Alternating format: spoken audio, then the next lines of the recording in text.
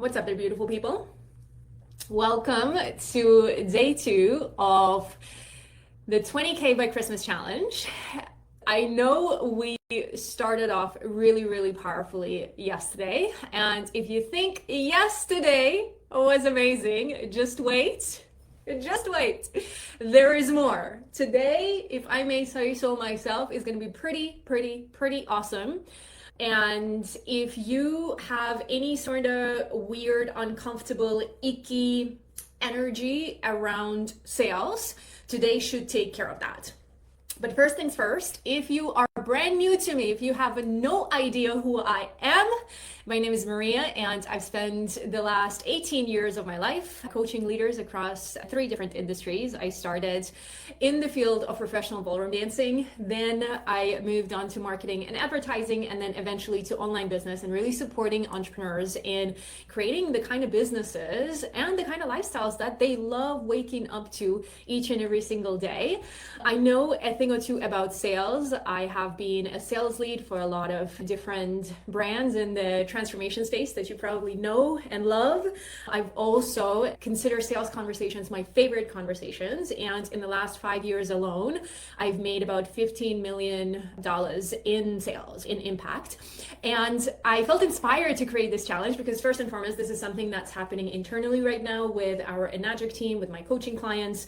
And I decided to make it available to everyone. And the purpose of this challenge is to really recognize that you can be doing all the inner work that you want or that you think you need. You can be doing all of your healing work. You can be journaling and visualizing and meditating and doing all your rituals and all your practices. And all of that is absolutely wonderful. But unless you really master selling what you do with love, not much is going to change inside of your business. Sales is the oxygen of your business. Sales is how we serve. Sales is how we share our work with the world, right? And so knowing how to sell is ultimately knowing how to make money on demand. When you know how to sell, you will never have to worry about money. And a lot of entrepreneurs have a lot of different misconceptions around the subject of sales. And so today we're really going to dive into that. A couple of logistical reminders, because I am doing this to the public and I'm doing it for free, the replays of these trainings are only going to be available until Friday, November 7th. So get your booties in here because you snooze, you lose, okay? If you don't have access to the accompanying playbook that goes hand in hand with this challenge, then please DM me the word challenge so I can send it to you. The playbook is honestly a distillation of 2 decades of experimentation, trial and error, and just a distilled version of everything that I'm offering here in these trainings. And it's my gift to you. Please use it. Just please don't share it, okay? Because hashtag integrity. Please don't copy it. Please don't plagiarize it, right? And now go there and just include it in your programs. Just please don't do that, okay? But it's yours. It's my gift to you. And it has all the things that we're discussing, as well as the worksheets and the exercises that I'm inviting you into throughout this process, okay? So if you don't have it, DM me challenge, I will give it to you. Just know it gets populated every single day because each day and each part builds on the previous one. And I want to make sure that you don't skip ahead and we really lay the brick by brick, okay? The feedback from day 1 was pretty amazing. As I said, people are already making decisions, already having insights, already having breakthroughs. And I just want to encourage you all to communicate with me. If you're participating in this challenge, if you're watching these trainings, if you are here, your feedback means a lot. And it actually shapes what I give and why I give it. So please don't shy away from dropping your takeaways in the comments. Please don't shy away from asking questions and sharing your biggest light bulb moments, because especially as a coach, I thrive on feedback. And so the more we can be in a conversation and in a co-creation rather than a monologue, the better it's going to be for everyone involved, okay? Because as much as I love listening to myself talk, I would much rather be talking to you. Now, yesterday we started at the foundation, right? We started with the most important thing, which is if you have a goal, that you want to hit before the end of this year, right? And we look at it as a monetary goal, be that 20,000, 50,000, 100,000, the number is irrelevant. We have to start with your internal conviction that you have around that goal. And so we talked at length about that. And if yesterday was all about your internal conviction, then today is all about the energetic of sales and what goes into you feeling safe, feeling powerful, and most importantly, feeling really deeply authentic while you are doing it, right? Because I love sales conversations. I think those are some of the most transformative, some of the most intimate conversations that could happen in the context of business, right? And I think that, and subsequently I have that experience, because if that's my story, that's the experience that I'm gonna have, because I don't see them any different than any other conversation, right? They feel incredibly authentic to me. I don't have to perform, I don't have to fake, I don't have to try and memorize my script. I understand the inner workings of how to facilitate that conversation, but ultimately they feel like a natural extension of me. And so my intention with today is to really support you in making sure that sales feel like a natural extension of you. It's not something you have to like work on or like overcome every time that you're like, oh my God, I gotta make some sales. And all you wanna do is crawl in this tiny little corner somewhere and hide from that, right? And in order for us to be able to do that, we have to understand the energetics of sales. What makes sales magnetic, and how do we reframe sales as service? Now, when I say that, reframe sales as service, all of you watching live on replay, you probably gonna say, oh yeah, I already do. I already see sales as service. And if that was the case, you would be selling all day, every day, okay? And if you're not, that means that there is something going on beneath the surface that's making you trip over and over and over. And what I know for a lot of entrepreneurs, for a lot of service providers, for a lot of leaders, they think of sales oftentimes, they think of sales as persuasion. It's like, okay, I gotta persuade people into wanting to work with me, or I have to convince people about these things. And if you think of sales as persuasion, something you have to convince, something you have to push, then naturally sales are going to feel really icky. It's just like, I don't want to do that. I don't want to persuade people. I don't want to convince people. I don't want to push people. That just simply does not feel good, no matter which way you look at it. And what I want to invite each and every single one of you to consider is sales is nothing but a mirror. Your relationship with sales is a mirror into how you see yourself, into how you see your work, into how you see the worth and the impact of your work, and how you see your people. It's literally a mirror of what's going on for you internally. And unfortunately, this is truly unfortunate, people have a lot of misconceptions around sales, okay? So I want to walk you through some of the most common ones that I see. I'm sure there is more. And as I kind of walk you through those misconceptions, see which ones resonate with you, okay? Because it's going to be a really important data point for you later in today's training. So there are primarily three buckets, if you wish, of misconceptions. So the first is the purpose of sales. What is the purpose of sales? And a lot of people think that the purpose of sales is to convert. The purpose of sales is to convert. Yeah. Right? But a lot of people think that. It's like, oh, I gotta convert the person. The second one is people think that the purpose of sales is to close. Oh, I gotta close the sale. I really gotta close the person, right? The third one is that sales is about getting someone to say yes. Okay, if I'm in sales, then my job, the purpose of this conversation, the purpose of this webinar, the purpose of this invitation letter, the purpose of this Instagram story is to get people to say yes, okay? No, but if you have those misconceptions that it's about converting people, it's about closing people, it's about getting them to say yes, then naturally it's going to shape the way you approach sales. The second bucket of misconceptions is misconceptions around the energy of sales, like how sales are supposed to feel. And a lot of people think that sales is manipulative. We've all had that experience in the past where we felt manipulated into saying yes, and we felt manipulated into buying something we later regretted. And so a lot of people have that misconception that sales is about manipulating others into a decision that they will most likely regret later on. Also, a lot of people see sales as pushy, and you hear this all the time, like, oh, I just don't want to be salesy. Oh, I just don't want to be pushy. That too is a misconception, that sales is about being pushy.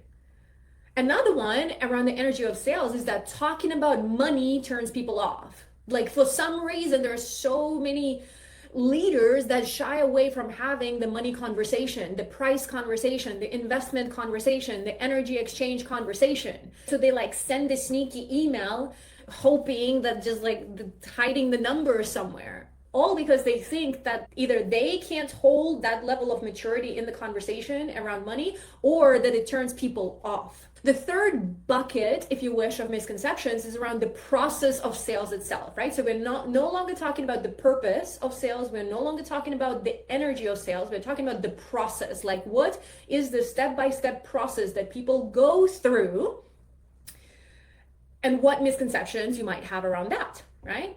So a lot of people think that if they just keep showing up, people will eventually buy.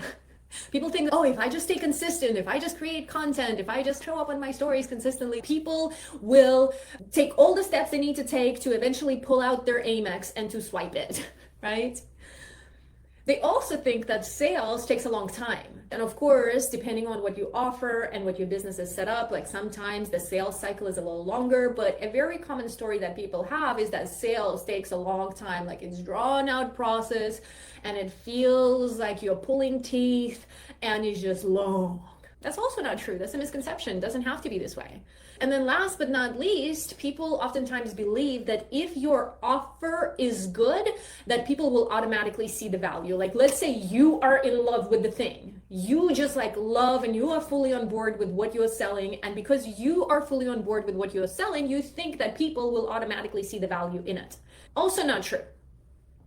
All of these misconceptions, and please, if you see yourself at least in one of them, drop one in the comments for me, okay?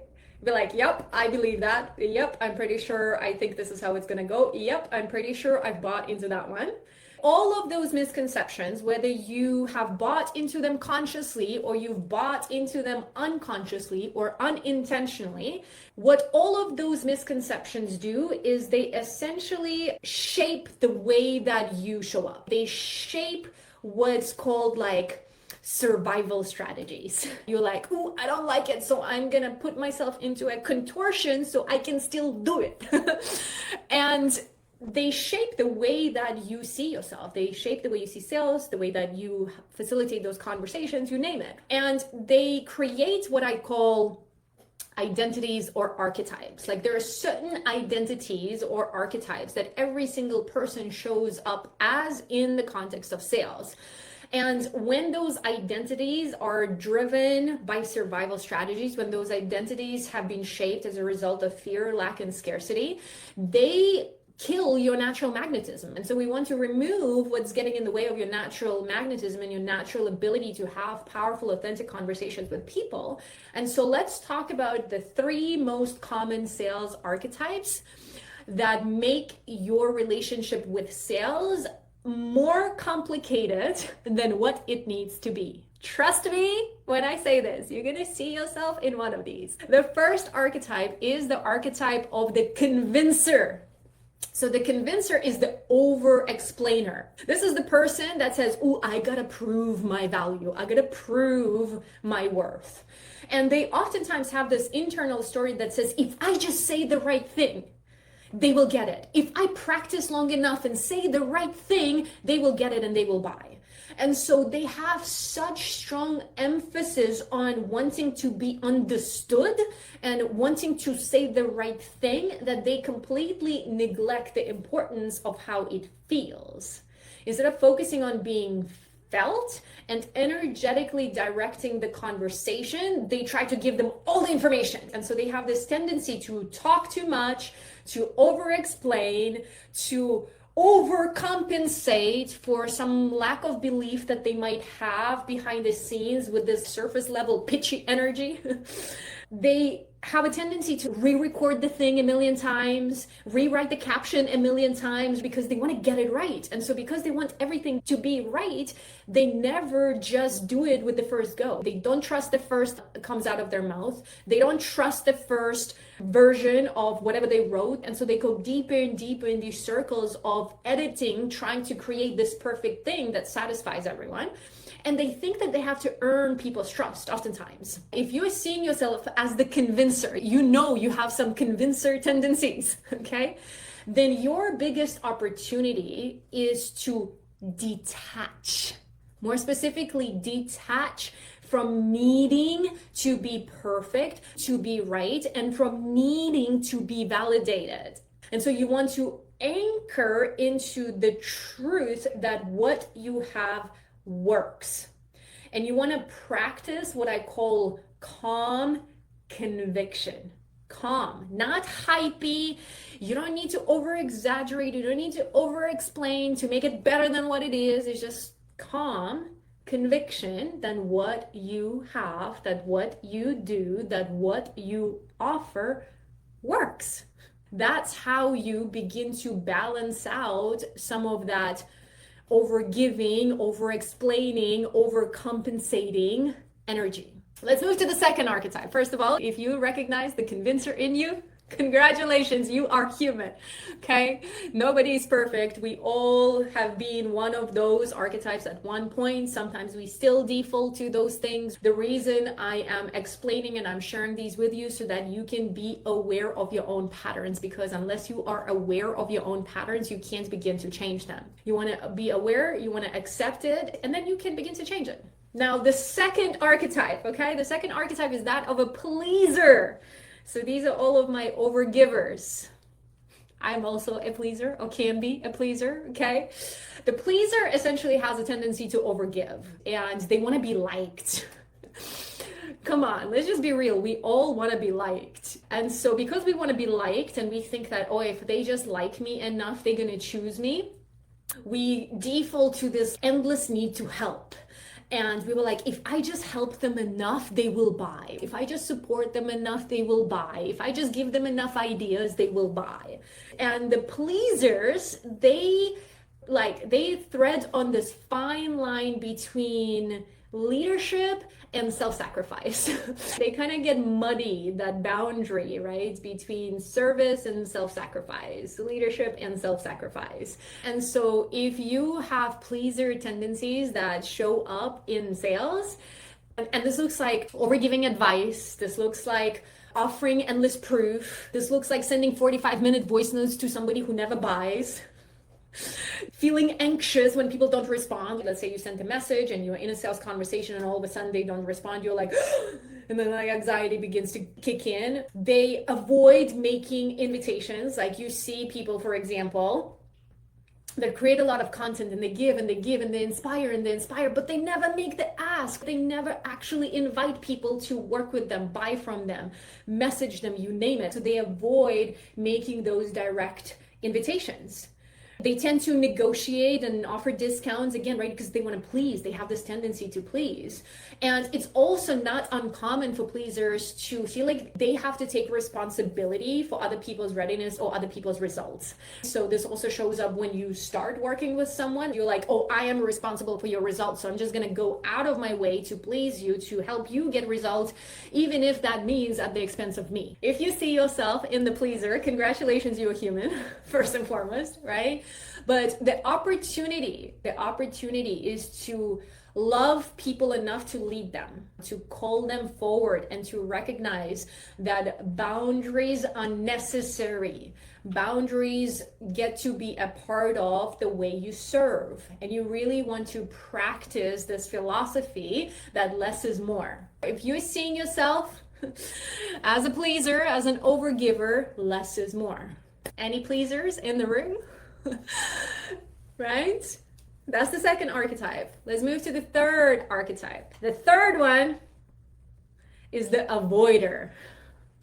These are the friendly Casper ghosts in the room, okay? So the avoiders, they feel safer not being seen. They don't want to be seen, and they're like, no, I'm safe over here, and I am gonna sell when I'm ready. I'm gonna start selling when I'm ready.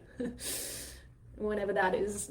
And their core pattern is to withdraw the moment they feel stretched, or to withdraw and kind of like disappear the moment that they feel uncomfortable. So the avoiders, they shy away from making invitations. They have a tendency to ghost people. They have a tendency to not follow through. So let's say you initiate the conversation, and then you just stop following through. You stop following up. They oftentimes rationalize inaction, saying, oh, this is just not in alignment for me. Oh, this doesn't feel in alignment. Okay. All you are saying is that you are afraid, but you're calling it out of alignment. I love you very much. They oftentimes have brilliant, genius ideas that they talk themselves out of. They're like, oh, I got an idea. I want to do it. And then before you know it, they kill it by overthinking it to death. And oftentimes, their nervous system gets all activated the moment that it's time to share, talk, present, deliver. And so again, they get this sense of fear and anxiety. And so the opportunity for the avoiders in the room is to recognize that visibility is an essential part of service. You have to be visible, and recognize that the more you show up, the more you give other people permission to do the same. And the only way for you to feel safe selling is to sell, to practice. So those are the three main archetypes. And I see the question that says, doesn't everyone have a few of these core patterns? Yes. Okay, we have a default go-to, but then truthfully, if we were to just get really, really honest with ourselves, we probably have all three, right? Sometimes we overgive, sometimes we try to convince people, sometimes we try to please people, sometimes we would much rather just prefer avoiding people. And I'm sharing this not to give you a reason to now judge yourself and shame yourself. I'm outlining this so that you can notice your default patterns and understand that you will never overcompensate with action for that which you are not doing energetically. So if your energy is not aligned, it does not matter what you're doing at the level of action, you're not going to overcompensate for it. You're going to keep repeating the same pattern. Now, here is the good news. We all have those tendencies, sometimes more, sometimes less. But the good news is that you don't have to fix yourself. You don't have to go into therapy and try to uncover the root cause as to why you want to people please in sales. Like, you don't need to do that. All that is required is for you to begin to shift your energy, to begin to shift your internal conversation around sales, because the archetypes that we talked about, the convincer, the pleaser, and the avoider, they are just a distortion of your natural magnetism. Your magnetism is still there. Your ability to have and facilitate authentic, powerful conversations is still there. We just need to wipe the mirror. We need to get some Kleenex and some paper tissue, and we need to wipe it so that it's clean. And the way that we begin to do that is by recognizing the three energies that support you in beginning to remove all that muddy, murky energy. You will see what I mean in just a second. The first energy is calm energy. That's when you chill. You're just unbothered, you're relaxed, like you are calm. You can still be passionate, you can still be excited, but you're calm, you're centered, you're relaxed. because you know your value, you know the value of what you offer, and you're not attached to the outcome. The moment you get attached to the outcome, that's where you begin to do all sorts of performative things to get the outcome that you want, because you attach to the outcome. The moment you are able to detach from the outcome is the moment that you can actually begin to chill and enjoy the process. So when you are calm, your nervous system is regulated. When you are calm, you know how to work with your emotions. When you are calm, you are embodied in your trust. And when you are calm, guess what? Things tend to come to you when you are calm, when you are relaxed. And if you know that you could use a little bit of calmness in your approach to sales, what you want to practice is being comfortable in silence instead of trying to fill the silence. You want to practice holding the silence, and you want to see that calm is not the same as passive. Calm just means that you know your power to such a degree that you don't feel the need to perform. You don't need all the bells and whistles because you're trying to mask a part of you that's not fully on board. No, you're calm. You know the value of who you are, you know the value of what you offer, and you know the value of what's going to happen when someone decides to work with you. So that's the first energy. The second energy is clear energy. Clear energy says, I know who it's for, I know what it does, and it's not ambiguous, it's not vague. You don't need 20, 30, 40 minutes to explain what it is. It's clear. And clarity is so incredibly powerful. It pierces through the noise, it pierces through the confusion. It kind of brings and anchors things to this space of, I see it, I get it, I understand it. And so if you feel like you could use a little bit more clarity inside of your business, inside of how you approach sales, what it's an indication of is that you probably need to refine your message. You need to get more specific in what your actual message is, who it's for, what it does, why they should care about it, and be really, really clear on what your offer is. We're going to talk about that tomorrow. But the third energy, right, is the energy of energetic congruence. So the energetic congruence in my world is one of the most underutilized superpowers because of the distortion of social media, because of this never-ending infinite scroll that's happening for all of us, because everyone is trying to grab your attention. People be saying all kinds of things. And we want to make sure that you have energetic congruence. And energetic congruence literally just says that my words, my actions, my intentions all say the same thing. That I practice what I preach. I believe what I say. I embody what I invite you into, right? There's that congruence. Your words aren't saying one thing and your energy is saying completely different things. Or your actions show one thing and then your words say exactly different things. It's kind of like, no, what you see is what you get, and all of it is congruent.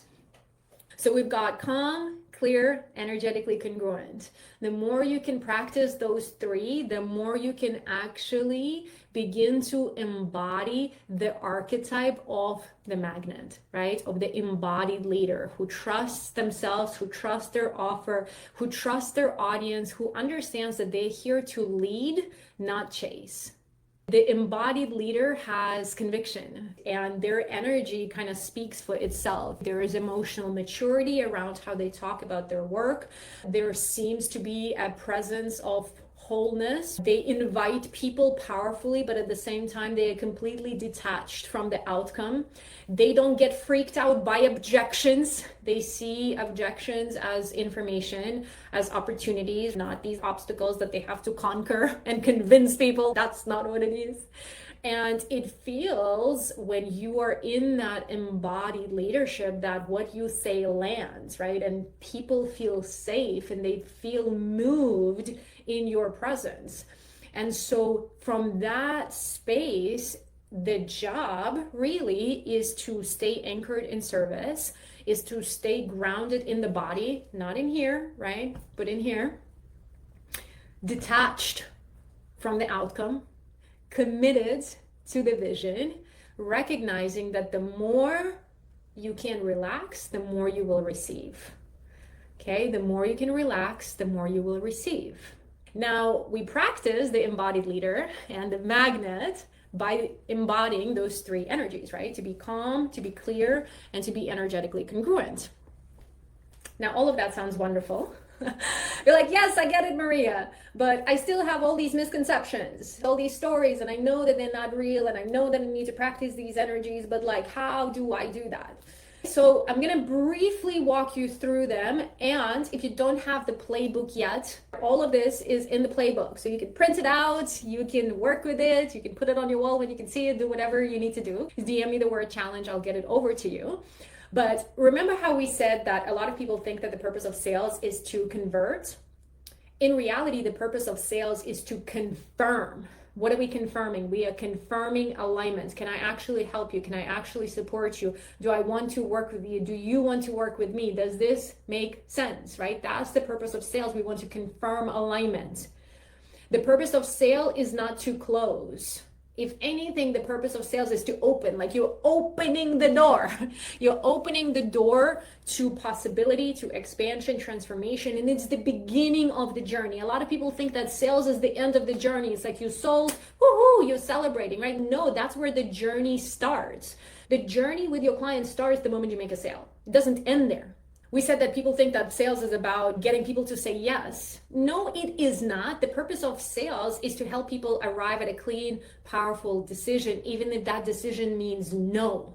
You're not there to convince someone into saying yes. You are there to help them get clear on what the right next step is for them. And oftentimes that clear next step for them is not to work with you, but actually go and do something entirely different. From the energy perspective, a lot of people think sales is manipulative. Well, I don't know, because from my perspective, sales is about mutual liberation, right? That is when you and your client, you and your partner, you get to rise higher together. That does not sound manipulative to me. That sounds liberating. People think sales is being pushy. No, sales is about being clear and curious and direct. Not intrusive, because pushy means intrusive. You're like invading someone's space. But if you're being clear, if you're being loving, if you're being direct, that's not pushy. People think that talking about money turns people off. No, it doesn't. Money is neutral. What turns people off is whatever unhealed story they have around money. And the more you can actually voice what other people avoid, the more can you create a powerful space of transformation. So if anything, we should be having more conversations around money. The misconceptions around the process of sales. People say, oh, if I just keep showing up, people will buy eventually. No, they will not. You have to tell people to buy. You have to invite people to buy. Because your presence, sure, it can create engagement, it can inspire people, but your presence alone does not create transformation. Well, that's actually not true. Your presence alone can create transformation. But if you actually want to work with people, say that. I want to work with you. I would like to invite you to work with me. I think we can do some really dope stuff together. Don't just hope that one day they will figure it out by themselves. The second misconception was like, oh, if my offer is good enough, people will see the value. No, they will not, because people don't buy the best. People buy what they can understand the best. Did you hear that? They don't buy what's best. They buy what they can understand the best. They buy what they can feel the deepest. So if you are in love with what you do, but they have no idea what it is, they don't understand it, they don't get it, and you need 40 minutes to explain it, sorry, game over. And then the last one was like, oh, sales take a long time. No, they don't. Decisions can happen really fast if the conditions are right. So you need to know what goes into creating the right conditions for people to say yes, which is what we're going to be talking about on day 4, which is part 4 in this equation. So ultimately, all of that is to say that sales is about service, that sales is about giving someone an opportunity to say yes, not to you, to themselves. When they say yes, they're not saying yes to you. They're saying yes to themselves, to their own desires, to their own transformation, to solving their own problems. They're not saying yes to you. You just happen to be the mechanism, the vehicle, the conduit through which they're gonna do that. And the moment you think that they're saying yes to you is the moment you made it all about you and you took upon yourself the responsibility for their life. You can't do that. We can't do that. The cleaner you can be in your intention, the more magnetic you're going to be in sales conversations. So if you go into a sales conversation or into a sales process with the intention to convert, to close, to get them to say yes, that's not clean. You're like, no, I want you to close. I want you to pull out your card, right? Like, no, they feel that. They feel that. And so we want to get into the space where sales feel safe, they feel sovereign, they feel liberating, they feel powerful, they feel authentic, and they feel of service. Great, Maria. How do we do that? All of that makes sense. I see my archetype. I see what archetype I want to embody. I see my tendencies. I see the new tendencies that I should be embodying. How the fuck do we do that now?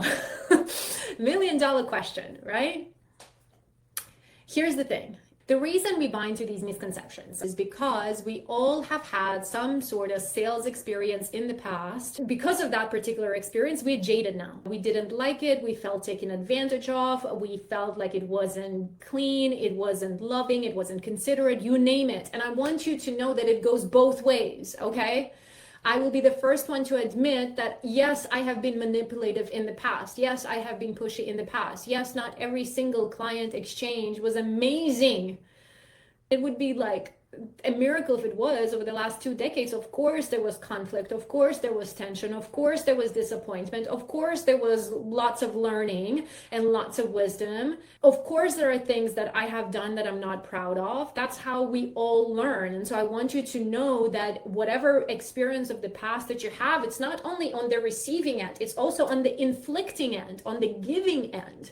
And if you have any sort of past experiences that you are still carrying guilt, shame, and resentment around, we need to clean that. Because as long as you are carrying shame, guilt, resentment, you don't have any open space to welcome new energy into your life, into your business. And remember, we are here to make 20K before Christmas, or more or less, doesn't matter. You are here to welcome brand new money. You are here to welcome brand new opportunities. You are here to welcome brand new expansion. But if you have old shit, it doesn't want packaging you put on it, it's still shit. Like my wonderful therapist Sasha says, just because it's brown doesn't make it Nutella. So if you have that old stuff still there, it's gonna get infused into everything you do or don't do from here on out. And so you want to take yourself through a forgiveness practice. And this is what today's homework is really about. You want to forgive yourself. You want to forgive others. And bonus, okay, optional, extracurricular activity, you want to forgive money itself. Here's what I mean by that. There's 3 layers. And again, all of this is inside of your playbook. You want to forgive yourself because it's about time for you to stop punishing yourself for your past. I hope you all heard that. You want to forgive yourself because it's about time for you to stop punishing yourself. So you want to take a look at all the times that you undercharged because you doubted, or when you overgave hoping someone was going to choose you and then they did and it was a pain in the ass. You want to forgive yourself of all the times and all the ways you've ghosted people. You want to forgive yourself for all the times you did not follow through and you left people hanging. You want to forgive yourself for all the times and all the ways you made decision out of fear, lack, and scarcity. And in your playbook, you have the questions that I invite you to journal on. Which moments from the past still hold emotional charge in you? You have those moments that still have emotional charge. and you've made them mean something about you. So you want to ask yourself, what story have I been telling myself about that experience? You want to release that story. You want to forgive yourself for all the times and all the ways in which you have done that in the past. Then you want to forgive others, mentors, clients, partners, random salespeople on the phone or at the shop, whose behavior in some way, shape, or form distorted your trust. You want to forgive others and you want to release that energy of resentment, because if you're holding on to resentment, if you're holding on to grudges, you are not being in your own energetic space. You're actually energetically entangled with that person. And you want to release them from having any sort of hold on you. So these are all kinds of scenarios where you were sold into something that felt off. These are all scenarios where you were promised something that they did not deliver. These are all the times where you ghosted, you got projected on, they crossed the boundary in some way, shape, or form, and you want to release all that to the best of your ability, to the best of your capacity right now. Again, in the playbook, I give you the questions to take yourself through. Because one thing we want to recognize is that just because we are taking ourselves through a forgiveness practice doesn't mean that the past was right. It doesn't make what happened right. It just means that we want to cut the cord because we want to make ourselves available for new energy. The way we do that is by integrating old, stuck, unprocessed, unintegrated energy that's currently occupying space. And then if you do want to take yourself through that extracurricular activity and you want to give yourself that extra bonus, which that part in and of itself could be a training, but you want to have a very honest conversation with money itself, and you want to forgive yourself around all the ways that you've mistreated it, you felt mistreated, and you want to see what kind of relationship with money you now want to have. Because oftentimes we project our own fears, doubts, insecurities onto money, and we think it's money, right? No, it's the same thing as with sales. It's just a mirror. Money is just a mirror. What are you projecting onto that mirror? If you want the mirror to smile, you gotta smile. And so if you want the money to be abundant, your relationship with it needs to be abundant. If you want money to feel clean, your relationship with it needs to be clean. If you want money to be good for you, you gotta be good to it. And so if you want to take yourself through that bonus section, please be my guest.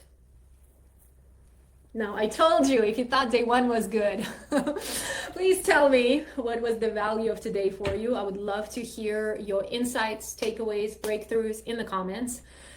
To recap, if our desire is to be magnetic in our sales, because that's what we all want. We want money to come to us. We want sales to come to us. We want clients to come to us. In order for that to be the case, you gotta become the magnet. So what does that mean? What goes into that? That's what today was all about, understanding the misconceptions that you have, how those misconceptions shape the way you show up in sales. Are you showing up as the convincer? Are you showing up as the pleaser? Are you showing up as the avoider? Giving yourself a different story, okay, to counterbalance your misconceptions, embodying the energy of calm, clear, congruent, and then making sure that all that heavy, sticky, shameful, guilt-ridden, fear-ridden, doubt-ridden baggage gets released. And if you're sitting there going, oh, I don't have any baggage. All right, my love, if you don't have any baggage, you would be making sales all day, every day. We all do, because at every level of expansion, nuances keep showing up. So pay attention to where you still have that stuck, stagnant, sticky energy, and give yourself the gift of integrating it and distilling the wisdom of it so that it no longer has the grip over you, so that you can make space and make, most importantly, yourself available for new energy to come into your life in the form of people, opportunities, money, you name it, okay? Tomorrow, we're going to get a little bit more practical, but if I could just encourage you to take yourself through that forgiveness practice, trust me, it's going to go such a long way.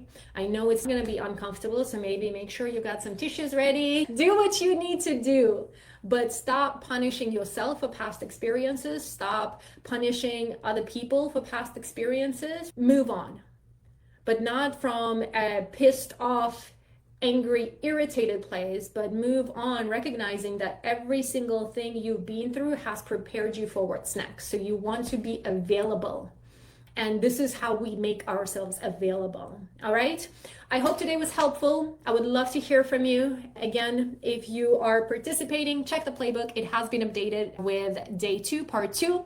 And I will see you all back tomorrow, same place, same time. Come ready to rock and roll. And if you have any questions, please send me a message and I'll make sure to get back to you. Big love to you, my darlings. Go be your fabulous self now.